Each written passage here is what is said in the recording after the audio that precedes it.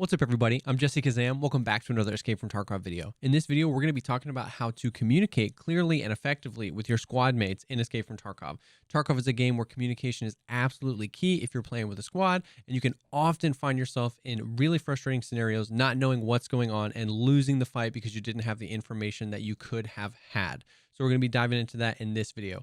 I stream Escape from Tarkov 5 or 6 days a week on Twitch, and all my links will be down below. And if you like this video, think about giving it a like or subscribing for more content like this. Subscribing really helps me out a lot, so thank you so much to those that do that. But with all that out of the way, let's go ahead and dive right in. So first things first, you really don't have to take it super seriously. Like the tips that I'm going to be going through, of course, sound like super try hard when I'm just listing them all out.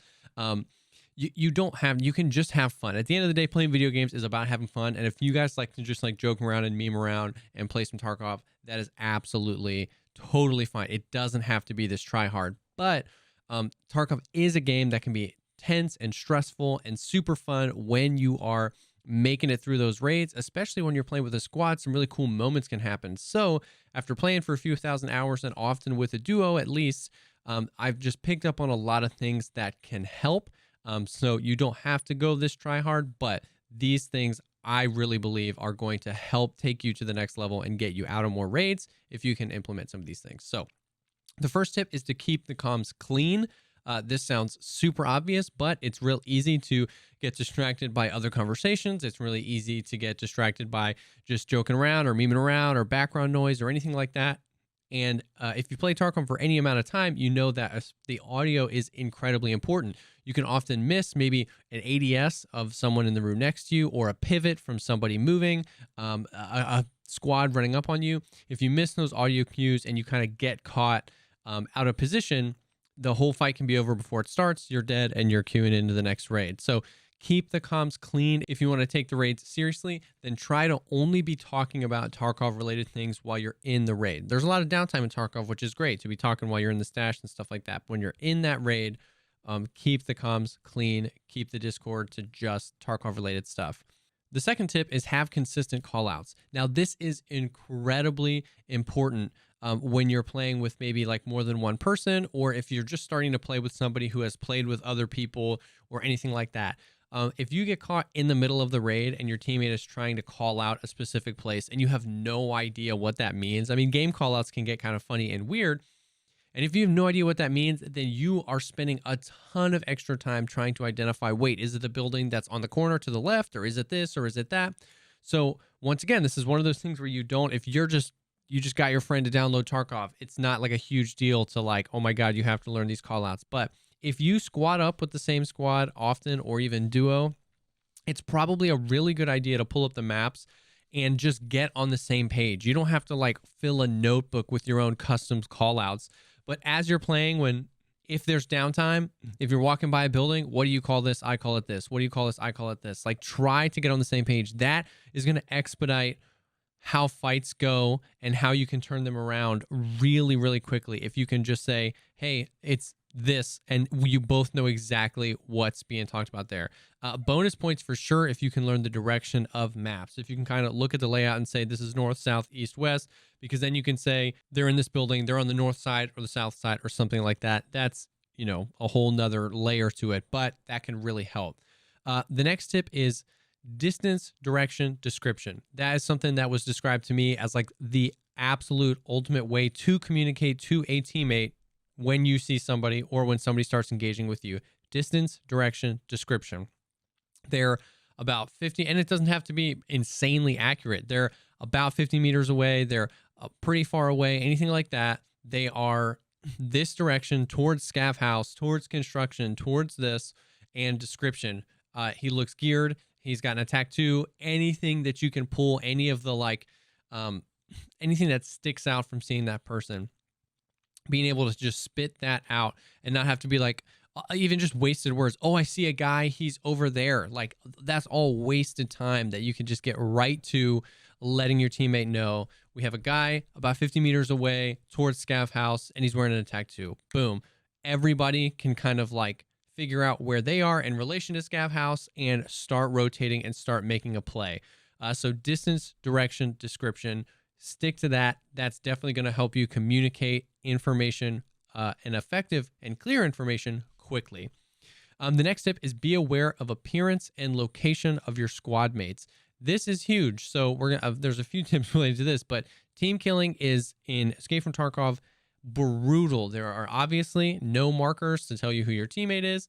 It's a really scary game when you're obviously trying to protect your gear all the time. So there's a lot of times where two people meet and you don't want to be the guy who didn't shoot because you know what I mean? You were like, wait, was that my teammate? That has happened to me countless times where I'm like, I thought that was you. And the enemy just turns the corner and blows me away because they're like, that's an enemy.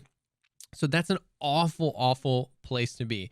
So you can help minimize that by being aware of the appearance and location of your teammates. So the appearance, when I start a raid, a lot of times what I'll do is I'll just turn around and I'll look at my teammate. I'll be like, okay, you have a tan U-lock, a Berkut backpack, and you're rocking an SA-58 or whatever. And I can just try to remember those things so that I know if I see all of those things, it's most likely my teammate.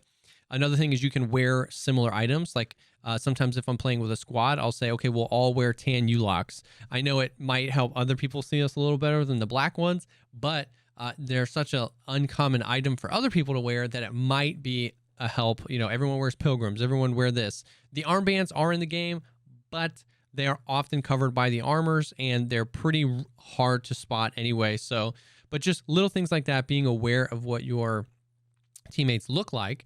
And then the other side of that is communicating their position often, right? So I'm going up to second floor. I'm going down the hall. I'm going this. If you guys are just talking or even not even keeping the comms clean, but if you're just not letting your teammate know where you're going, once again, if you didn't tell your teammate you went up to second floor, they didn't tell you they went up to second floor, you could see each other and get into a firefight with your own teammate, not only potentially team killing, but alerting other players of where you are as well. So the constant communication of I'm rotating here, I'm moving here, I'm going to be here, I'm checking this room, I'm checking this building.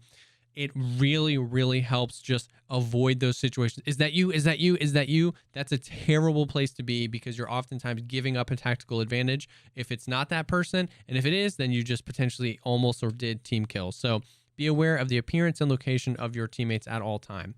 And the last tip is when you die, be giving the best and most valuable information that you can. And there's a few parts to this. Number one is when you die, give relevant info and then stop talking. Go dark. There is nothing more distracting than when you're trying to maybe avenge your teammate or clean up a fight or not die yourself when the other person is, you know, freaking out about, well, I shot him in the chest, he should be dead, or it's obviously a cheater or anything like that. Anytime you're just like rambling on about how frustrating you are that you lost loot, or I swear that I hit him in the chest, that you're just deafening your teammate to any actual audio that they could use to finish off that fight. So give valuable information and then go dark. There's a guy, he's at the end of the hall, or he's prone, or he's around the corner, he's probably moving now. I hit him, he's lit. You know what I mean? And then just stop talking, pull away, you know, push to mute or whatever you want to do, but give that information, then go dark, let the teammate do that. But then stick around and be available to answer questions. Because that when I play with my duo a lot, it's like, okay, I'm dead. This is what happened. Boom. And then later on, you could think of something. Wait, did he have an attack too? Because I see a guy with an attack too. Yeah, he did. That's the guy. Like there can be questions in the post raid screen. You can see what caliber. So a lot of times I'll chime back in and say he hit me with, you know, a Golnik or 7.62 BP, so that my opponent knows kind of like the caliber. Like if he just got a lucky shot on me with like a pistol, that you're gonna play that differently than if somebody had, you know, an SA-58 and they were full autoing me with M61. So giving that information, going dark, but being available to answer questions, and then, you know, you can add that valuable information later. A lot of times we don't know if it was a player scav, a scav, or even scav boss. So once you get to the post-raid screen and you see that name, you can chime that in. Hey, it's a player. Hey, I got killed by this caliber, something like that. So those are my tips on how to communicate effectively, keep the comms clean, have consistent call-outs, distance, direction, description, be aware of appearance and location, and when you die, give valuable info and then stop talking. So I hope that these helped. I hope that it just gave you some things to be thinking about while you are playing with your squads, Once again, you don't have to go full try hard every raid, but maybe just one or two of these things that you guys are struggling with, you can pick up on, you can work on, and really start honing in your squad play and hopefully start surviving some more raids. Thank you, as always, for taking the time to check out this video. I really hope it helped. Once again, I do stream Escape from Tarkov on Twitch. All my links will be down below. And we also have an awesome Discord that's pretty active and full of people that are willing to help run raids, help with quests, help answer questions, anything like that. If you like the video, think about giving it a thumbs up or subscribing for more content like this. I'm always trying to create content that helps shorten the learning curve of the game and get you and your raids having fun as soon as possible. Thank you again for stopping by, and I will definitely see y'all on the next one.